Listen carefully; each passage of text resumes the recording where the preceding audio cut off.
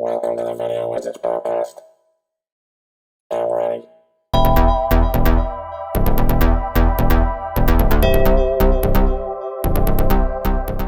There was a bowling place not far from me, which and there was a light gun place as well, when Right. that was dead big in the early 90s.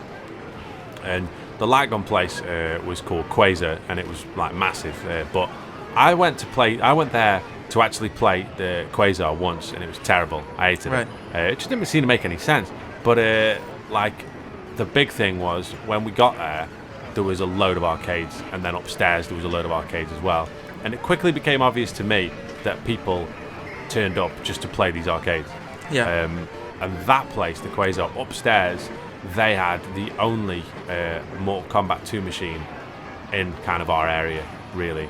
Yeah. And as soon as they got it, as soon as it turned up, and like I say, they would have got it a bit later because I remember going up. It was probably this summer actually. I remember going up and they had as soon as I saw it, I was like, this is the one. I remember the same thing. I remember you look at the character select screen and it's different, and there's the 12 characters, so there's a big increase in the previous game. But obviously you've got those people who've just disappeared. You haven't got Kano and you haven't got Sonya, and there's no explanation. Not really, no. And you don't know where they've gone, and Shang Tsung looks different, and Reptile's in, and it's massive, and it feels massive, and it plays massive.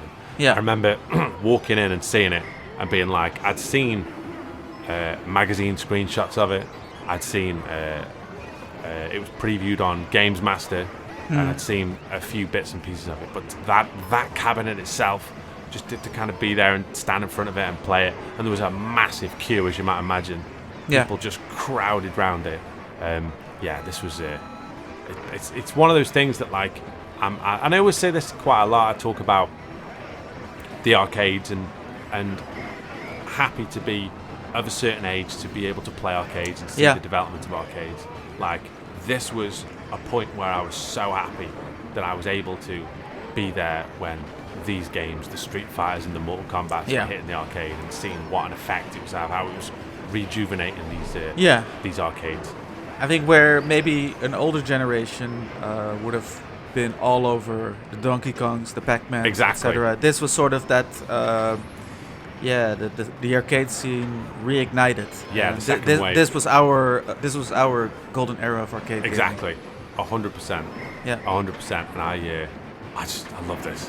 I really do. Like, I love the arcade version's just absolutely fantastic. It's such a step forward, right? Yeah, it is a very impressive sequel, isn't it?